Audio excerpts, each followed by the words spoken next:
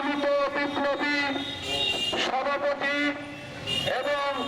বর্তমান কেন্দ্রীয় কমিটির সম্মানিত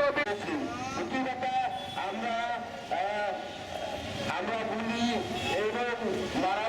আহ্বায়ক রবিপ্রসাদ চৌধুরী নিয়ে যে চক্রান্ত চলতেছে আমরা আবার সাধারণ সংগঠক বরিশাল জেলা শিশু জেলা আহ্বায়ক তার এই সীমিত সময়ের স্থগিত অবলম্বনে প্রত্যাহার চাই দিলে হবে আমরা শিশুগুলো অবলম্বনে রাখছি আমরা চাই